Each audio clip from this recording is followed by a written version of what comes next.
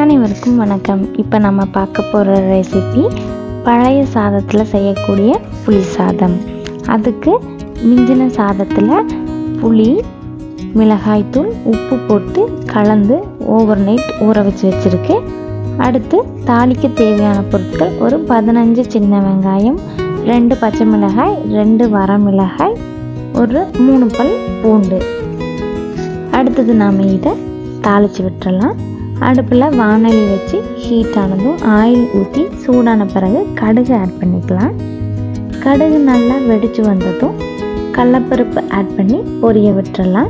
கடலைப்பருப்பு கூட நிலக்கடலை ஆட் பண்ணனாலும் இன்னும் டேஸ்ட் சூப்பராக இருக்கும். அடுத்தது நாம் வெட்டி வச்சுருந்த சின்ன வெங்காயம், பூண்டு, மிளகாய், கறிவேப்பிலை ஆட் பண்ணி நல்லா கலந்து கொடுத்துக்கலாம். வெங்காயம் நல்லா வதங்கி வரட்டும். வெங்காயம் நல்லா வதங்குற கேப்பில் நம்ம ஊற வச்சுருந்த சாதத்தை உடச்சி விட்டுக்கலாம். இல்லைன்னா நம்ம கொட்டும்போது அப்படியே ஈரப்பதத்துக்கு பாக்ஸ் மாதிரி ஷேப்லேயே பிடிச்சிருக்கும், அப்படியே விழுந்துடும். அதனால நல்லா மிக்ஸ் பண்ணி கொடுத்துட்டு வெங்காயம் இந்த அளவுக்கு நல்லா கலர் சேஞ்ச் ஆகி வதங்கினதும் கலந்து வச்சுருந்த புளி சாதத்தை ஆட் பண்ணி மிக்ஸ் பண்ணி கொடுத்துக்கலாம். வெங்காயமும் சாதமும் நல்லா ஒன்றோடு ஒன்று மிக்ஸ் ஆகிற அளவுக்கு கலந்து கொடுத்துக்கலாம். அப்புறம் இது ஒரு 10 நிமிஷம் சூடாக விட்டுடலாம். இடையில மிக்ஸ் பண்ணி கொடுத்துக்கோங்க, இல்லைன்னா அடிப்பிடிச்ச மாதிரி கீழே மட்டும் பிடிச்சிக்கும்.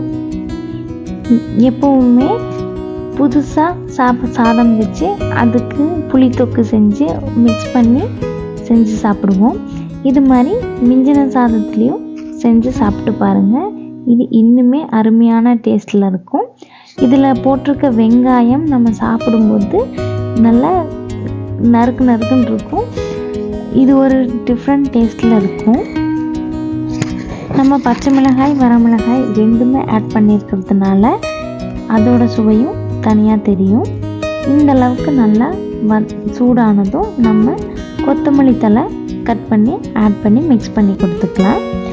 கொத்தமல்லி தழையும் ஹீட் ஆக விடணும். ஏன்னா இது ஃப்ரெஷ்ஷாக செய்கிறதில்ல, ஏற்கனவே சூடு தான் பண்ணிகிட்ருக்கோம் நாம். அதனால் கொத்தமல்லியும் கலந்து விட்டு ஒரு 2-3 நிமிஷம் சூடாக விடணும். அப்போ தான் அதோட ஃப்ளேவரும் உள்ளே இறங்கும். உப்பும் காரமும் ஏற்கனவே ஆட் பண்ணி நம்ம ஊற வச்சுருக்கிறதுனால இது ஒரு டிஃப்ரெண்ட் டேஸ்ட்டில் இருக்கும். கண்டிப்பாக இதே மாதிரி செஞ்சு பாருங்கள். இந்த வீடியோ பிடிச்சிருந்ததுனால் லைக் பண்ணிக்கோங்க, சேனலை சப்ஸ்கிரைப் பண்ணிக்கோங்க. எப்படி இருந்ததுன்னு செஞ்சு பார்த்துட்டு எனக்கு கமெண்ட்டில் சொல்லுங்கள்.